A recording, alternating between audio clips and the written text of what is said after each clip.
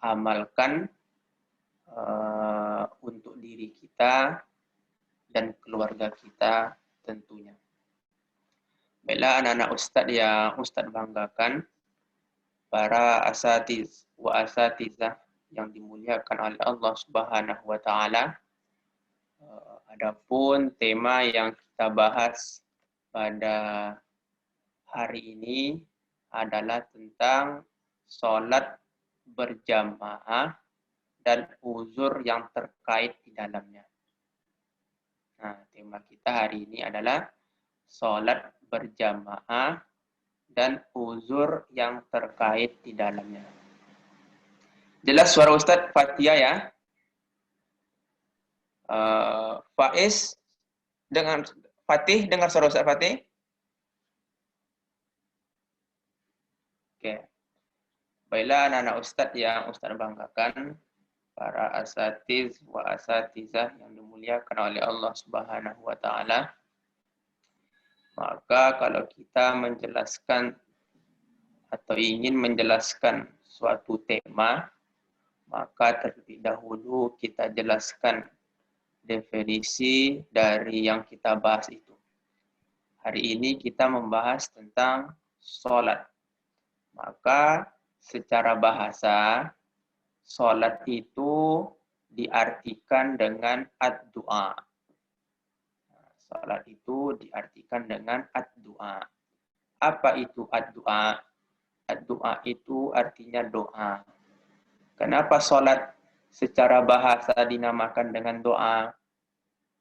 Karena memang dalam seluruh kegiatan atau aktivitas-aktivitas yang kita lakukan dalam sholat, itu semuanya mengandung doa.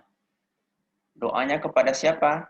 Kepada Allah Subhanahu wa ta'ala. Mulai dari membaca doa iftitah. Allahu Akbar kabira walhamdulillahi katsira wa subhanallahi bukratan wa asila. Wajjahtu wajhiya lillazi fataras samawati wal ardh hanifan muslima wa ma ana minal musyrikin. Doa. Semuanya mengandung doa. Tahu ada juga yang memakai doa Allahumma ba'id baini wa baina khotoyaya kama ba'atta bainal masyriqi wal maghrib. Artinya apa? Apa yang kita ucapkan dalam doa, dalam sholat itu mengandung doa. Maka inilah pengertian doa secara bahasa. Artinya adalah ketika kita sholat, berarti kita sama dengan berdoa kepada Allah Subhanahu wa ta'ala. Maka diharapkan ketika kita sholat itu, kita khusyuk, kita serius. Agar apa yang kita doakan itu dikabulkan oleh Allah Subhanahu wa ta'ala. Ini secara bahasa. Kemudian dari secara atau dari segi istilah, maka doa ini dapat kita artikan dengan aqwalun wa af'alun muftatahatun bitakbir wa muhtatamatun bitaslim ma'an niyat bisyara'ita makhsusatin. Artinya adalah perkataan-perkataan dan perbuatan-perbuatan yang dimulai dengan takbir dan diakhiri dengan salam, disertai dengan niat dan syarat-syarat khusus. Maka dalam definisi istilah ini, doa bukan hanya sekedar ucapan saja, tapi dia harus dibarengi dengan kegiatan, aktivitas. Maka ketika kita takbiratul ihram, aktivitas yang kita lakukan itu adalah mengangkat tangan kita, Allahu Akbar. Ketika ruku, maka kita akan ruku. Ketika sujud, maka kita akan sujud. Karena dalam kegiatan itu, Bukan hanya gerakan saja rupanya. Ketika kita ruku, ada doa yang kita ucapkan. Subhana rabbiyal azimi wa bihamdi. Itu doanya. Kemudian ketika kita sujud,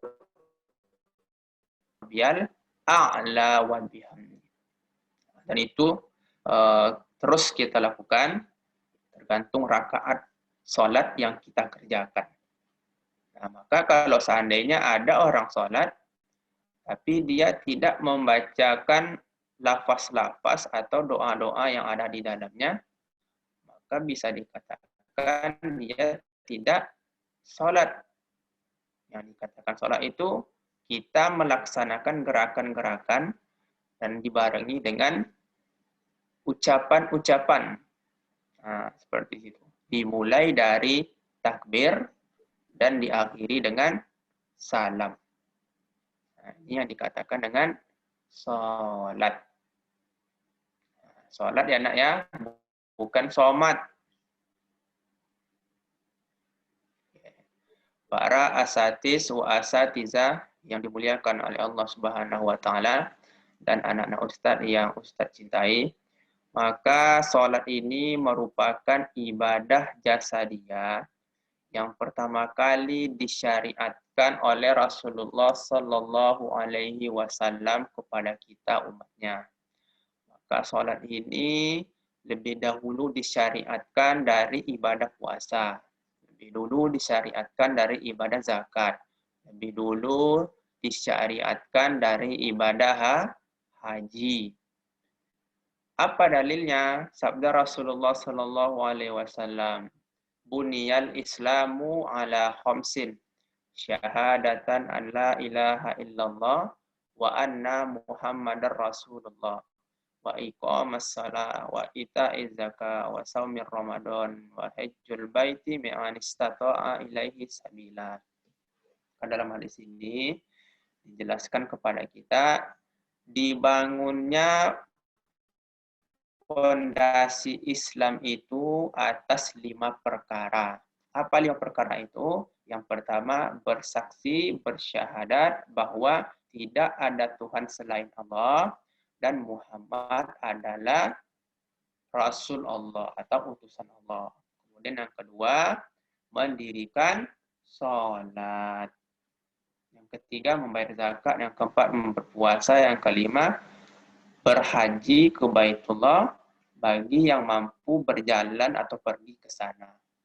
Jadi ya, 5 inilah yang dikenal dengan rukun Islam. Nah, seperti itu. Maka ibadah salat adalah ibadah yang lebih dulu disyariatkan dari ibadah puasa, zakat, ataupun ibadah haji. Nah, seperti itu. Maka dalam hal ini, Allah Subhanahu wa taala juga berfirman dalam surah Al-Baqarah ayat 43 yang berbunyi wa aqimus sholata wa atuz zakata warka'u ma'ar raki'in. Dan dirikanlah oleh kalian salat wa atuz zakah, dan tunaikanlah oleh kalian zakat warka'u ma'ar raki'in, dan ruku'lah kalian bersama orang-orang yang ruku'. Maka salat yang dimaksudkan di sini adalah salat berjamaah. Di mana? Di masjid. Maka dalam hal ini akimu ini kalau kita kaji bahasa Arabnya, akimu ini adalah fi'il amar. Akimu ini adalah fi'il amar.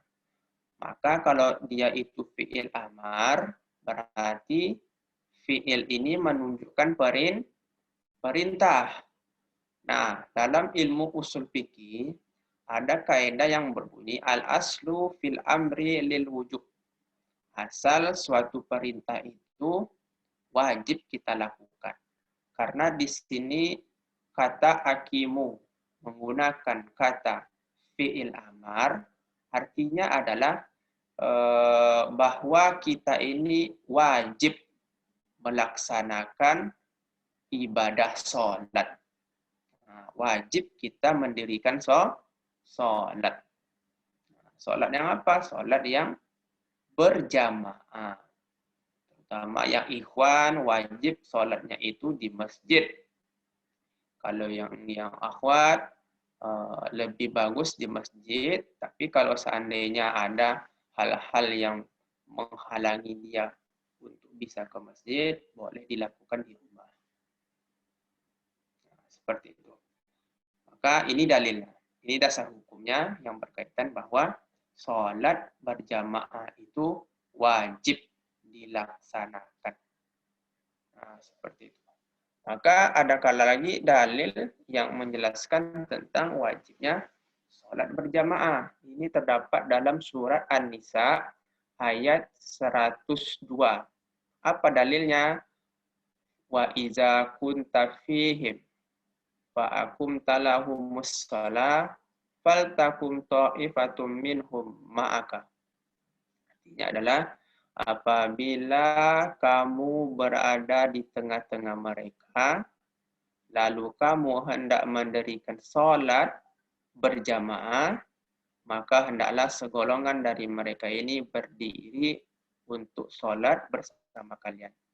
Nah, jadi ayat ini rupanya turun ketika para sahabat ini berada di medan perang. Nah, itu dia. Ketika berada di medan perang, nah, bukan diperintahkan untuk tidak sholat berjamaah. Malahan, walaupun mereka ini dalam keadaan di medan perang, maka tak ada alasan untuk mereka untuk melaksanakan sholat itu sendirian. Nah, seperti itu. Walaupun mereka itu dalam keadaan berperang, maka di saat itu Allah perintahkan wajib melaksanakan sholat berjamaah. Artinya adalah dalam keadaan berperang saja Allah perintahkan kita untuk melaksanakan sholat berjamaah. Dalam keadaan tidak aman saja Allah perintahkan kita untuk melaksanakan sholat berjamaah. Apalagi kalau kita ini dalam keadaan aman. Apalagi kalau di tempat kita tak ada perang, tak ada baku tembak, nah maka tak ada alasan kita ini untuk tidak melaksanakan sholat berjamaah. Inilah asbabun nuzul dari surat An-Nisa ayat 102. Penting sholat berjamaah, Ustaz? Penting. Sangat penting.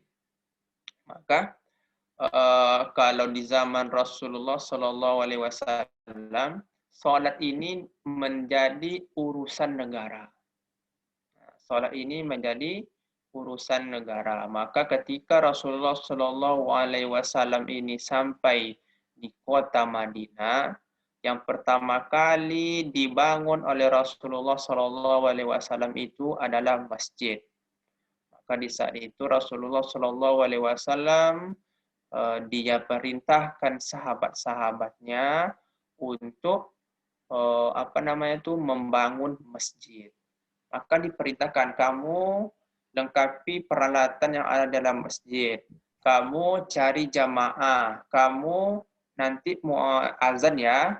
Kamu nanti jadi imam. Artinya diperintahkan oleh Rasulullah untuk memakmurkan masjid. Kenapa? Karena sholat itu penting. Sholat itu tiangnya agama. Kalau kita tak melaksanakan sholat, berarti sama saja kita meruntuhkan yang namanya agama kita. Kemudian, anak Ustadz yang Ustadz banggakan, para asatis wa asatizah yang senantiasa dimuliakan oleh Allah Subhanahu wa Ta'ala,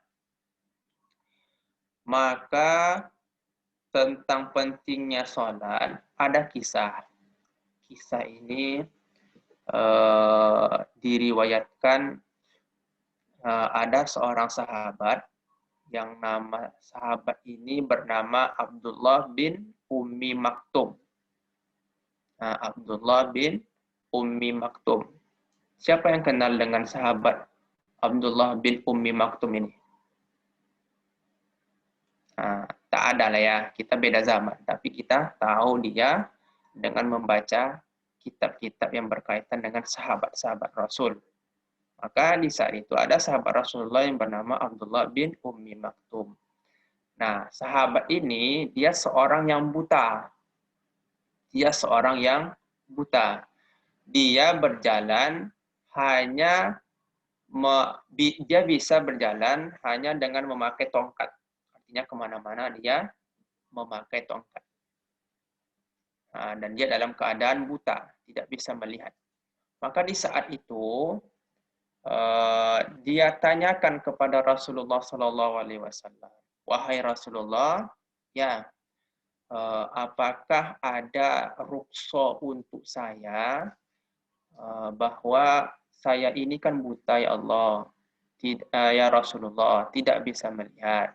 Apakah ada keringanan untuk saya untuk melaksanakan sholat itu di rumah? Abdullah bin Ummi Maktum ini menanyakan kepada Rasulullah, wahai Rasulullah, apakah ada keringanan untuk saya melaksanakan sholat itu di rumah? Nah, itu dia. Kemudian kemudian Rasulullah Shallallahu Alaihi Wasallam berkata kepada Abdullah bin Ummi Maktum ini, wahai sahabatku, apakah engkau masih mendengarkan azan? Ya, mendengarkan azan, wahai Rasulullah. Nah, kalau begitu, karena engkau masih bisa mendengarkan azan, maka tidak ada rukso bagi kamu untuk melaksanakan sholat di rumah. Nah, itu dia. Walaupun kondisi di kota Madinah itu, di luar sana itu banyak binatang buas, serigala, kalajengking, ular, dan lain sebagainya. Tapi ketika Rasulullah bertanya kepada Abdullah bin Ummi Maktum, apakah engkau masih bisa mendengarkan azan? Masih bisa, wahai Rasulullah. Maka di saat itu kata Rasulullah SAW oleh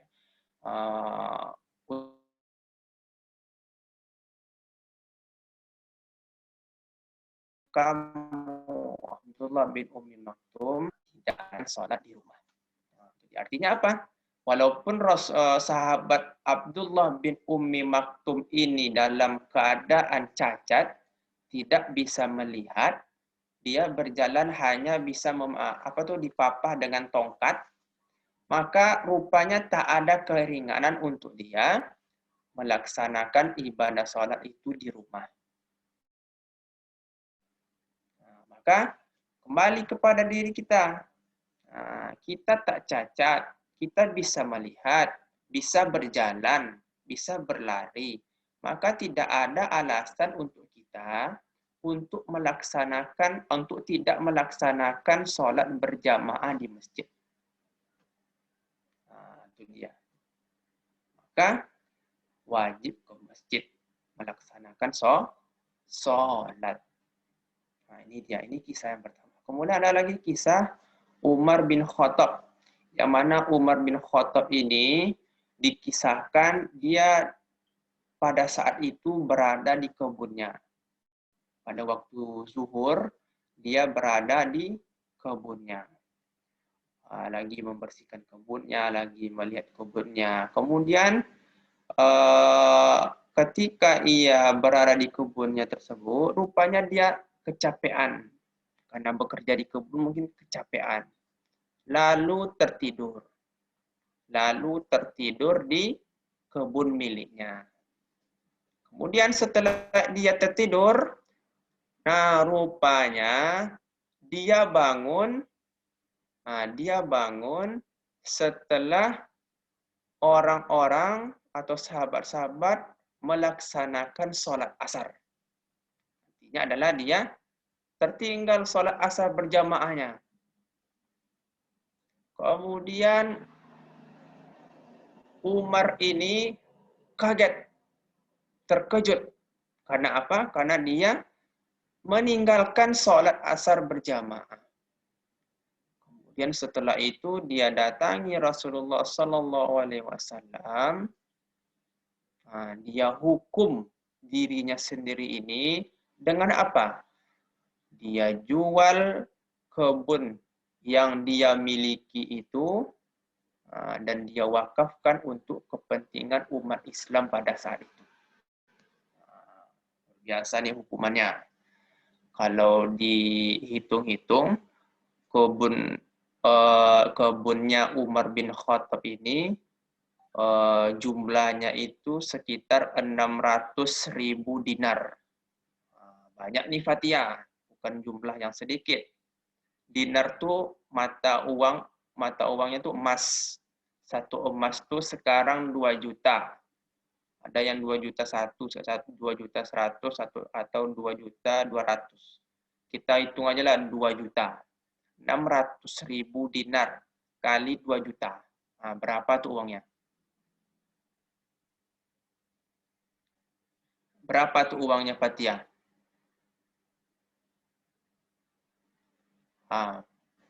Banyak tuh 0,000-nya tuh sampai triliun tuh.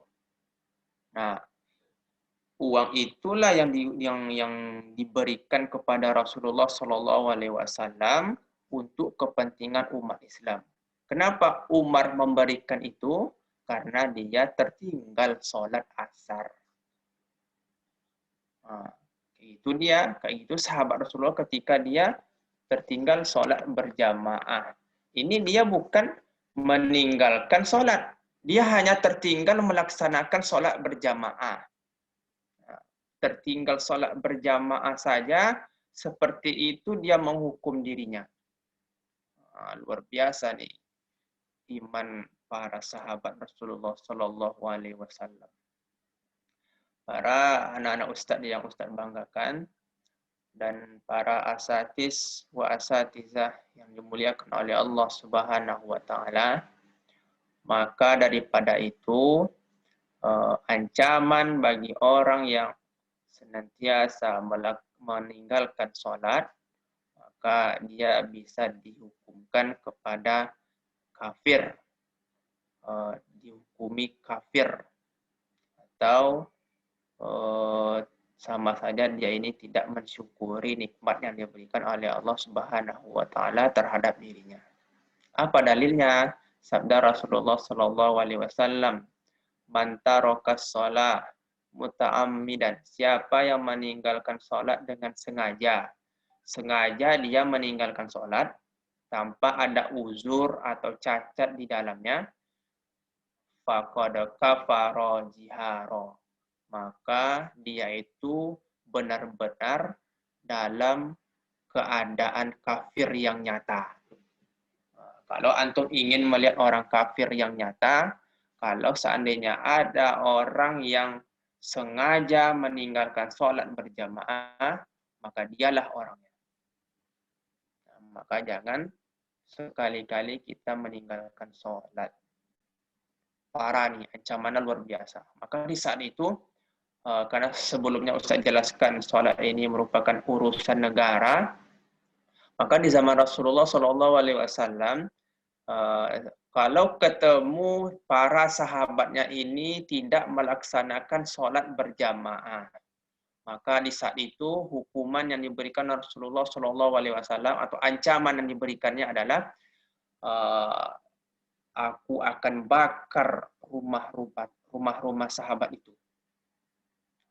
Saking marahnya Rasulullah SAW kepada sahabatnya yang meninggalkan sholat.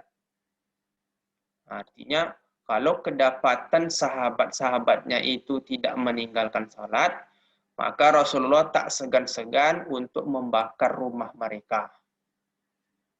Kalau seandainya Rasulullah itu masih hidup di zaman sekarang nih, mungkin banyak rumah-rumah orang yang ada di Pekanbaru ini terbakar. Karena ketika sholat banyak mereka itu duduk-duduk di kedai. Ketika azan berkumandang, masih banyak di antara kita yang lalai melaksanakan sholat berjamaah. Masih ada yang suka lalai. Lebih suka dia lagi menonton sinetron ketimbang melaksanakan sholat berjamaah. Maka luar biasa ancaman yang diberikan oleh Rasulullah SAW bagi orang yang sengaja meninggalkan sholat. Kemudian, apakah ada keutamaan bagi orang yang melaksanakan sholat ini, Ustaz? Ada, tentu ada. Setiap amalan pasti ada keutamaan ketika kita melaksanakannya. Nah, apa saja keutamaannya? Nah, ketika kita melaksanakan sholat berjamaah, maka di saat itu kita mendapatkan keutamaan-keutamaan dalam melaksanakan ibadah sholat tersebut. Di antara keutamaannya adalah yang pertama, kita mendapatkan pahala yang berlipat ganda. Apa dalilnya? Sabda Rasulullah SAW, salatul jamaati, salat berjamaah, tafdulu min salatil fardhi bisab'in wa ishrina darajat. Salat berjamaah lebih utama dari salat sendirian dengan perbandingan 27 pahala. Artinya adalah ketika kita melaksanakan salat berjamaah, maka di saat itu kita mendapatkan pahala yang lebih banyak ketimbang orang yang melaksanakan sholat sendirian. Perbandingannya seperti apa, Pak Ustadz? Kalau sholat sendirian itu, kita hanya mendapatkan satu saja. Nah, satu ini, belum tentu kita mendapatkannya. Karena biasanya orang yang melaksanakan sholat sendirian, kekhusyukannya ini tidak betul-betul fokus. Banyak yang dipikirkannya. Belumlah hutang dipikirkannya lagi. Belumlah jajan anak dipikirkannya lagi. Belumlah PR dipikirkannya lagi. Artinya yang seharusnya dia melaksanakan 3 rakaat, dikerjakannya 2 rakaat. Yang seharusnya dia mengerjakan 4 rakaat, terkerjakan olehnya 3 rakaat. Artinya tidak bisa fokus. Ustadz yakin ini, kalau sholat sendirian ini pasti nanti akan pikiran untuk kemana-mana. Nah, belum tentu kita mendapatkan yang satu ini. Tapi beda. Beda ketika kita melaksanakan sholat secara berjamaah. Sholat kita berjamaah dipimpin oleh imam kita, dipandu oleh imam kita. Maka di saat itu kekhusyukan kita pasti akan lebih khusyuk, lebih bisa fokus kita, karena kita berjamaah, kita bersama-sama melaksanakannya. Maka ketika kita bisa melaksanakan sholat secara berjamaah yang berlipat ganda. Ini keutamaan yang pertama. Kemudian keutamaan yang kedua, kita akan mendapatkan ampunan dari Allah Subhanahu wa ta'ala. Man tawaddoa, siapa yang berwudu, fa'asbahul wudu, lalu ia sempurnakan wudunya tersebut. Summa masya ila salatin maktubatin, kemudian ia bergegas untuk melaksanakan salat 5 waktu. Fasallaha, lalu dia melaksanakan salat tersebut ma'al imam, bersama imam, ghufira lahu zambuhu. Pasti Allah akan hapus dosanya. Nah, ini dia, man tawaddoa, siapa dia itu berwudu. Berwudu dia, fa asbahul wudu, lalu ia sempurnakan wudunya. Jadi bukan hanya sekedar berwudu saja, tapi betul-betul dia sempurnakan wudunya. Dia basuh wajahnya, dia basuh tangannya, dia usap kepalanya, dia basuh kedua kakinya sampai dua mata kakinya. Maka di saat itu, lalu ia bergegas atau pergi melaksanakan solat 5 waktu. Fasollaha, lalu ia sampai dia masjid, ia laksanakan solat tersebut ma'al imam, bersama imam. Artinya dia solat secara berjamaah, tidak sendirian. Lalu apa yang diberikan ganjarannya oleh Allah Subhanahu wa taala kepada orang yang senantiasa melaksanakan salat berjamaah ini? Ghufira lahu zambuhu, akan diampuni dosa-dosanya oleh Allah Subhanahu wa taala. Luar biasa nih nak, mendapatkan ampunan dari Allah Subhanahu wa taala. Nah, kita berharap bahwa sholat kita ini betul-betul bisa menghapus segala kesalahan kita. Kita manusia ini tak luput dari kesalahan, tak luput dari dosa. Maka dalam hadis ini dapat kita simpulkan kalau kita ingin dihapus dosa-dosa kita, maka hendaklah kita melaksanakan sholat berjamaah. Itu dia. Kemudian keutamaan yang ketiga, ketika kita senantiasa melaksanakan sholat secara berjamaah, hidup dan matinya itu dalam keadaan baik. Ini luar biasa nih. Hadis ini luar biasa. Apa kata Rasulullah SAW? Man hafazu alaihinna, siapa yang senantiasa menjaga salat 5 waktu, asya bi khairin, dia akan mati wafat dalam keadaan baik. Asya itu hidup, salah Ustaz. Asya bi khairin, dia hidup dalam keadaan baik, wa mata bi khairin, dan mati dalam keadaan baik pula. Man hafazu alaihinna, siapa yang senantiasa menjaga solat 5 waktu, asya bi khairin, dia akan hidup dalam keadaan baik, wa mata bi khairin, dan mati wafat dalam keadaan baik pula. Maka dalam hadis ini jelas nih bagi kita, siapa yang ingin hidupnya sejahtera, siapa yang ingin hidupnya itu baik, siapa yang ingin hidupnya bahagia, maka hendaklah ia laksanakan sholat. Itu dia. Bukan hanya hidup saja yang baik, bukan hanya hidup saja yang bahagia ketika melaksanakan ibadah sholat. Dan siapa yang ingin matinya ini dalam keadaan husnul khotimah, wafat dia dalam keadaan husnul khotimah, maka hendaklah ia senantiasa melaksanakan ibadah sholat berjamaah. Ini luar biasa hadis ini. Ini luar biasa hadis ini. Maka pesannya adalah kalau kita ingin hidup bahagia, sejahtera, apalagi ingin mendapatkan banyak kenikmatan, ingin mendapatkan banyak kebaikan, maka hendaklah kita melaksanakan sholat berjamaah.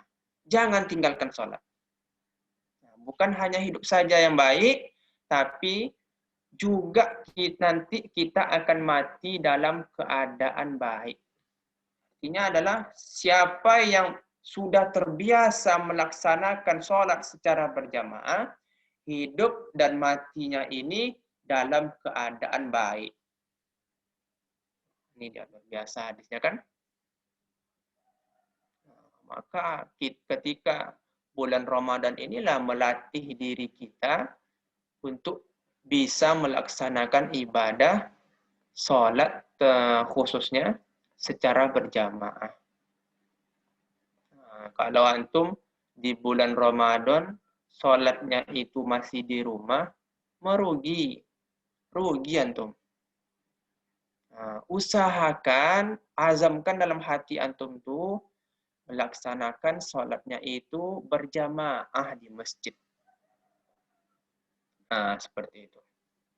Kemudian apalagi keutamaan ketika kita melaksanakan sholat berjamaah? Keutamaan selanjutnya adalah kita akan terbebas dari siksa api neraka dan sifat orang munafik. Nah, ini luar biasa juga nih hadisnya nih. Nah, apa kata Rasulullah Sallallahu Alaihi Wasallam? Man shalla lillahi arba'ina yauman fi jama'atin. Siapa yang sholat karena Allah selama 40 hari secara berjamaah. Yudriku takbiratal ula. Lalu ia selalu temukan imam itu takbiratul ula.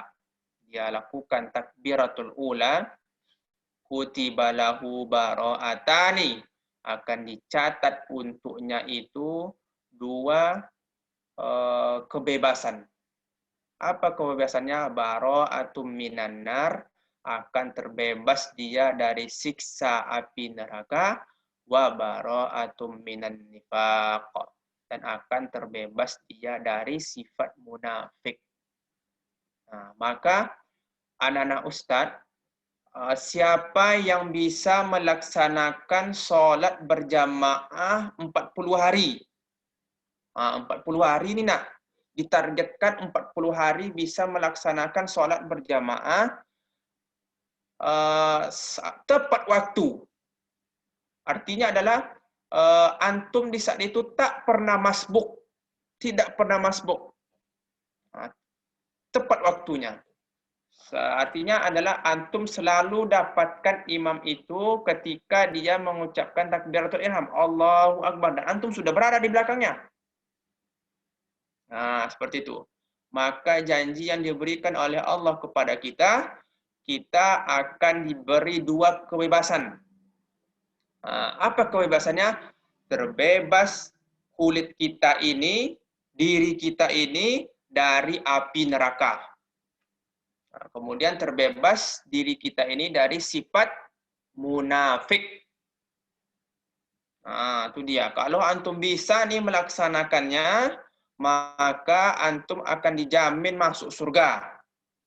Nah, kalau bisa antum melaksanakannya, antum akan terbebas dari siksa api neraka. Kalau bisa antum melaksanakannya, antum akan terbebas. Itu dia, 40 hari. Konsisten kita melaksanakan ibadah secara berjamaah, terbebas kita dari siksa api neraka.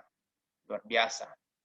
Ketika kita bisa melaksanakan sholat secara berjamaah. Berbiasa Fatih ya. Mudah-mudahan kita bisa melaksanakan sholat secara berjamaah. Kemudian maksudnya maksudnya kalau jika itu kita itu sebagian besar kehidupannya itu sholat sendirian cuma berarti ciri-ciri orang munafik. Coba diulangi lagi Fatih. Maksudnya kalau jika kita itu selalu sholat sendiri di rumah atau sebagian besar dari kehidupan kita itu sholat sendiri di rumah, itu berarti ciri-ciri orang munafik. Ciri-ciri orang munafik. Ketika dia diberi nikmat, tak dia gunakan tubuh dia ini, kaki dia ini melangkahkan ke masjid. Kalau antum ingin terbebas dari sifat orang munafik, kerjakan sholat itu di masjid secara berjamaah. Munafik ini luar biasa nih, nah. Munafik ini luar biasa bahaya nih. Kenapa? Dia berada di tengah-tengah kita. Dia sholat bersama kita. Dia berkumpul bersama kita. Tapi, ini dia. Tapi, dia memakan kita secara perlahan. Di depan kita dia lain cakapnya. Di depan kita dia baik cakapnya. Di belakang kita malah menceritakan kita. Ini bahaya nih. Makanya banyak ayat yang menjelaskan tentang orang-orang munafik. Maka tempat orang yang munafik ini adalah neraka yang paling bawah letaknya. Neraka yang paling dasar, paling panas nih. Ini neraka, ini api dipanggang nih. Nah, ini tempat orang-orang munafik. Panas Pak Ustadz. Cobalah. Bakar tangan antum pakai mancis itu 5 menit aja. Nah, itu masih bunga api neraka, belum apinya lagi. Nah, itu dia. Mudah-mudahan kita terhindar dari sifat orang-orang munafik.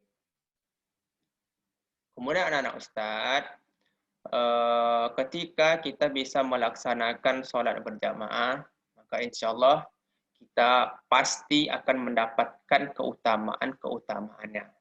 Lalu apa saja hikmah ketika kita bisa melaksanakan ibadah sholat berjamaah? Ya, hikmahnya adalah yang pertama, mendidik kedisiplinan dalam diri kita. Nah, maka orang yang berjamaah ini pasti dia ini orangnya disiplin. Kenapa?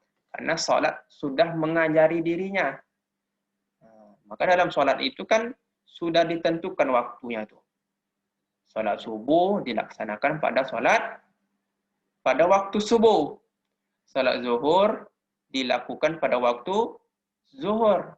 Sholat asar dilakukan pada waktu asar. Begitu juga maghrib dan isya.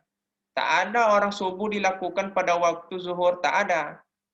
Tak ada juga orang melaksanakan sholat zuhur di waktu sholat asar, tak ada. Nah, karena as-sholatu ala waqtiha. Sholat pada waktu yang ditentukan. Nah, itu dia. Maka dalam hal ini Rasulullah pernah ditanya oleh sahabat.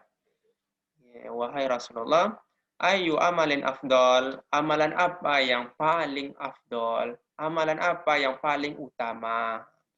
Amalan apa yang paling baik, wahai Rasulullah Sallallahu Alaihi Wasallam? Lalu Rasulullah menjawab, as-salatu ala waqtiha. Salat tepat waktu, salat pada waktunya. Luar biasa nih. Salat tepat waktu pada waktunya. Nah, ini hikmah yang pertama, mendidik diri kita untuk selalu disiplin. Nah, kalau ada teman-teman antum yang dia itu tidak disiplin, coba dilihat sholatnya itu seperti apa. Kalau seandainya sholatnya itu bagus, insya Allah dia akan disiplin. Kalau seandainya tak bagus, pasti dia itu tidak bagus sholatnya. Maka hikmah yang kedua adalah mengingatkan bahwa manusia itu tidak mungkin bisa hidup sendiri. Kita ini saling membutuhkan. Nah, maka pemimpin pasti membutuhkan rakyat. Nah, kalau tak ada rakyat, pasti tak ada pemimpin. Nah, seperti itu. Guru pasti membutuhkan murid. Karena dengan adanya murid, bisa dia menyalurkan ilmunya. Tapi kalau seandainya tak ada murid, bisa dikatakan seseorang itu guru? Tidak. Nah, jadi ini saling membutuhkan. Guru pasti membutuhkan murid. Pemimpin pasti membutuhkan rakyat. Orang kaya pasti yang namanya membutuhkan orang miskin. Nah, kalau tak ada orang miskin, tak mungkin dia itu disebut dengan orang kaya.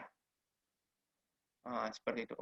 Begitu juga dengan orang jelek dan orang yang cantik. Nah, antum jangan bangga dibilang cantik. Kalau tak ada orang jelek, maka antum pasti tidak akan dikatakan dengan orang cantik. Nah, artinya itu saling membutuhkan. Nah, yang cantik bersyukur, alhamdulillah. Yang jelek bagaimana saat bersyukur juga. Bersyukur juga. Jangan pula yang cantik alhamdulillah, yang jelek innalillah. Dah. Sama-sama bersyukur, sama-sama bersyukur. Nah, seperti itulah saling membutuhkannya. Maka ketika pemimpin membutuhkan rakyat, orang kaya membutuhkan orang miskin, pasti nanti akan timbul kesadaran hidup. Pasti akan timbul sifat peduli terhadap sesama.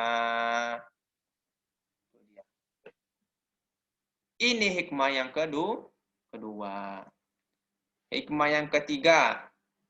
Hikmah yang ketiga adalah menyadari bahwa kita manusia ini diciptakan hanya untuk beribadah kepada Allah Subhanahu wa taala.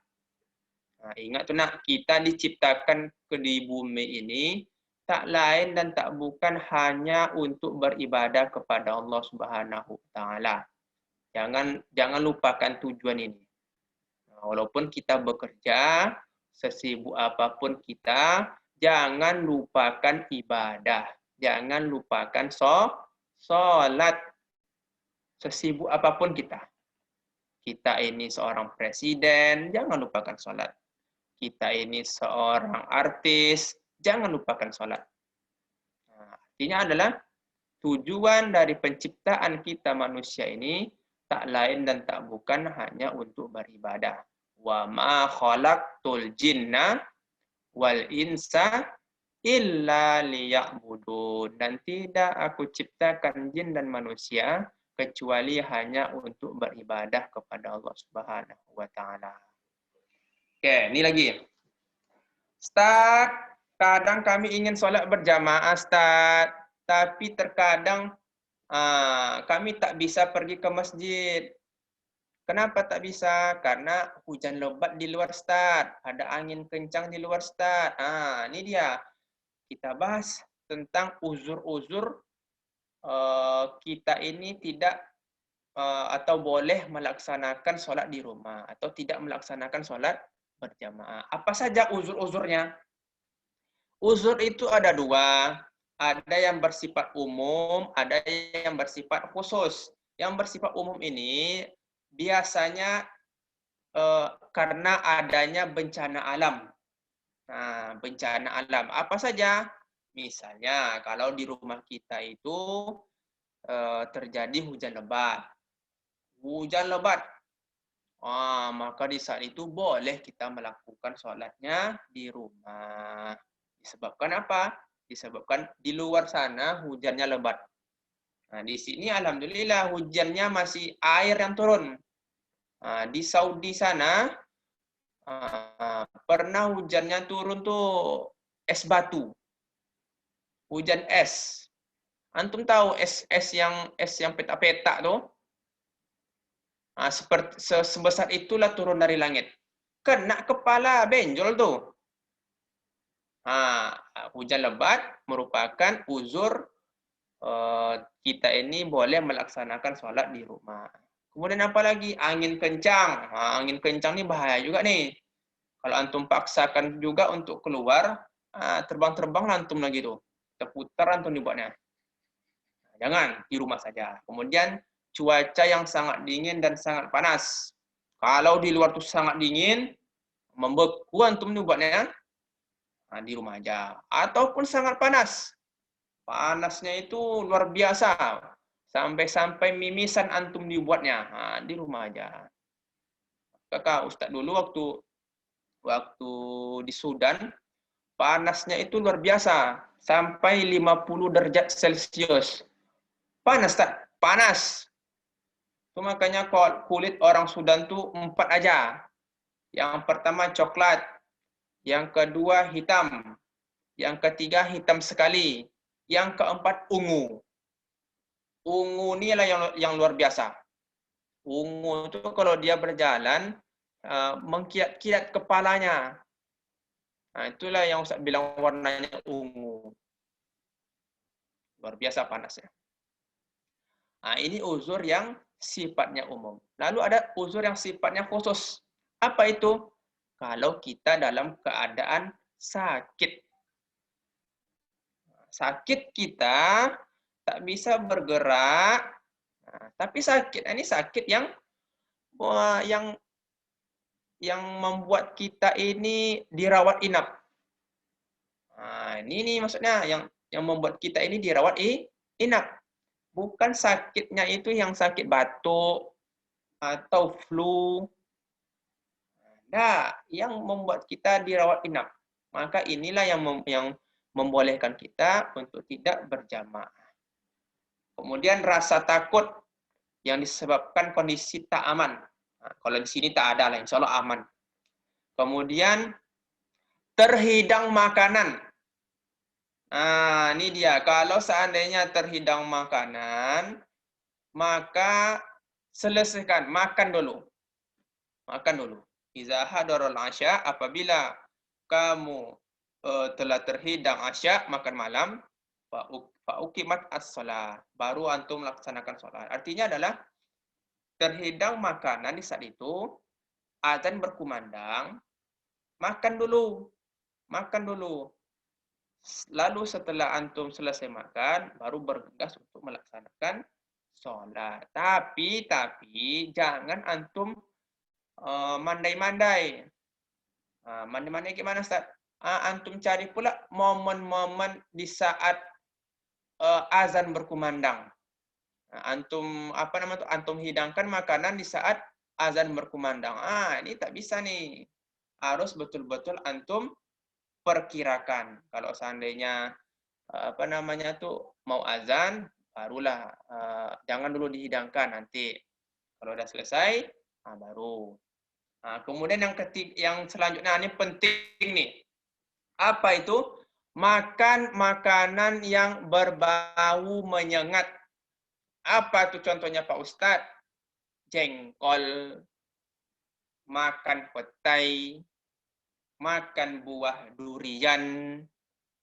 Ini luar biasa nih. Maka anjuran yang diajarkan oleh Rasulullah SAW, kalau seandainya antum makan petai, kalau seandainya antum makan jengkol, maka gosok gigi terlebih dahulu. Gosok gigi antum terlebih dahulu. Setelah antum gosok gigi, baru antum laksanakan sholat berjamaah. Kenapa kalau tak gosok gigi Pak Ustadz? Fala yaqrabanna masjidana, maka jangan kalian dekati tempat sholat kami. Fa innal malaikah, maka sesungguhnya malaikat tata'azza, merasa terganggu.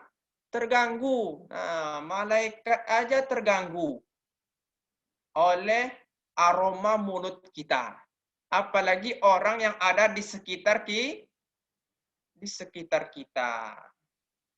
Maka anjurannya adalah kalau seandainya kita makan makanan yang baunya menyengat, gosok gigi terlebih dahulu agar malaikat tidak terganggu, agar jamaah yang lain juga tidak terganggu disebabkan oleh aroma mulut kita. Itu dia. Mungkin hanya ini saja yang Ustadz dapat sampaikan kepada anak-anak Ustadz semua.